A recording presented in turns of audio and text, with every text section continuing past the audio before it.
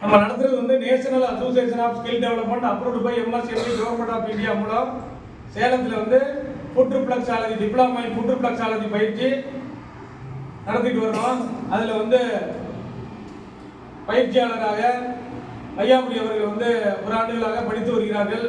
அவர்கள் வந்து அந்த ரிஃப்ளெக்ஸாலஜி வந்து அவர் அனுபவத்தில் அடைந்த நன்மைகளை பற்றி ஒரு சில பகுதிகளை கூறுவார்கள். என்னுடைய பெயர் வையாபுரி. நான் நாமக்கல்ல இருந்து வருகிறேன்.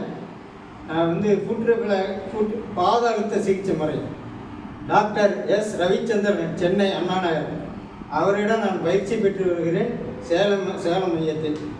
இதில் வந்து நான் ஒரு வருஷமாக கற்றுக்கிட்டு வரேன். இப்போது வந்து டிசம்பரில் எக்ஸாம் முடிய போது. அதுக்கிடையில் நான் நிறைய கற்றுக்கிட்டேன் அவர்கிட்ட இருந்து. அவர் வீடியோ நிறைய அனுப்புகிறாரு. நானும் நிறைய பேருக்கு வீடியோ அந்த அனுப்பி என்னுடைய உடம்புக்கு நான் முதல்ல டெஸ்ட் பண்ணுவேன். அதாவது சார் சொல்கிறது நமக்கு ஒர்க் அவுட் ஆகுதா அப்படின்னு சொல்லி. அதனால் எனக்கு வந்து 10 வயசு 6வது படிக்கும்போது மரத்துலேருந்து கீழே விழுந்துட்டேன். 10 அடி உயரத்துலேருந்து. எனக்கு அந்த வழி வந்து 50 வருஷமாக இருந்தது. அந்த 50 வருஷமாக இருந்ததை சார்கிட்ட வந்த பிறகு நான் எந்த டாக்டர்கிட்டே போயிட்டு பார்த்தேன், ஒன்றும் சரியாகல.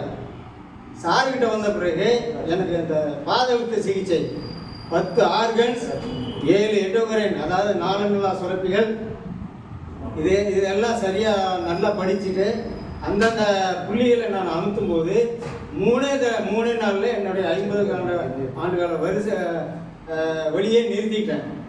இது வந்து என்னுடைய முழு நம்பிக்கை.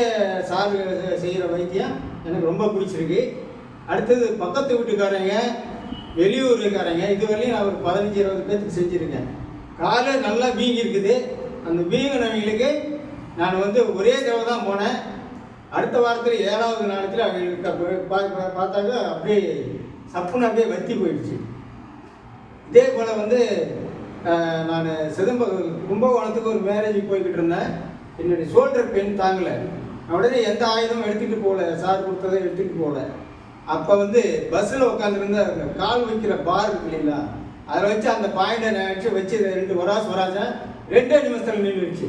ஸோ இந்த இது எந்த டாக்டர்கிட்ட போனாலும் ஊசி போட்டாலும் மாத்திரை மருந்து சாப்பிட்டாலும் கண்டிப்பாக தீராது. இந்த டாக்டர் ரவிச்சந்திர சார் அவர்கள்ட்ட வந்த பிறகு நான் இந்த புள்ளிகளாம் கற்றுக்கிட்டு என்னுடைய சுயமாக என்னுடைய பிரச்சனையை தீர்த்துக்கிட்டேன். அதனால் ஐயா அவர்களுக்கு என்னுடைய மனமார்ந்த நன்றியை தெரிவித்துக் கொள்கிறேன்.